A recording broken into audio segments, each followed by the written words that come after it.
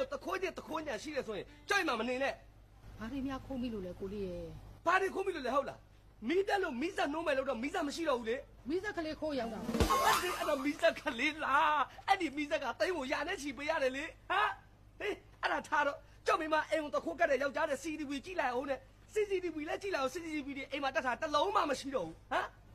CCTV လေးခိုးရောက်တာ အမလေး CCTV လေးရလားအဲ့ဒါလည်းတိတ်ကိုဆယ်နဲ့ချီတယ်နေစမ်းမအောင်အဲ့ဒီ CCTV ကအနည်းမှတက်ထားတာခင်ဗျားဘယ်လိုတက်ခိုးလဲ ထမိန်ကတောင်းကြပြီးတက်ခိုးတာ အမလေးထမိန်တော့ကြောက်ကြပြီးတက်ခိုးရတယ်လို့ကွာခင်ဗျားကိုခင်ဗျားမြန်ဟမ်ဓာတ်တိုင်မော်တက်ပြင်းတဲ့လူများမှန်နေတာအဲ့လောက်ထိထမိန်ကြောက်ကြပြီးတော့အပေါ်တက်ရအောင်ဟမ်အေးအဲ့ဒါထားလိုက်တော့နော်ကျုပ်ကကားတော်လေးနဲ့အပြင်သွားဖို့ကားပေါ်လည်းတက်လိုက်ရောအောက်ငုတ်ကြည့်တော့ဘေးကလေးဘိန်းလုံးမရှိတော့ဘူး စီရတိုင်းကြရင်တော်ပြီပေါ့ အမလေးစီရတယ်နဲ့ကားမောင်းလို့ရတာနော်မလေးတော့ခင်ဗျားတော်မဟုတ်တယ်ဘွားတော့နေစမ်းမအောင်ခင်ဗျားအခုခိုးရောင်းလိုက်တဲ့ပစ္စည်းတွေဘယ်တို့တော်ရောင်းလဲကျုပ်ကိုပြောသား မပြောဘူး ဘာဖြစ်လို့ ကိုကြောင့်သူများဒုက္ခရောက်ပါမှာ အမလေးကိုကြောက်သူများဒုက္ခရောက်သွားပါဆိုလို့လေငါကြတော့ဒုက္ခရောက်ပေါ့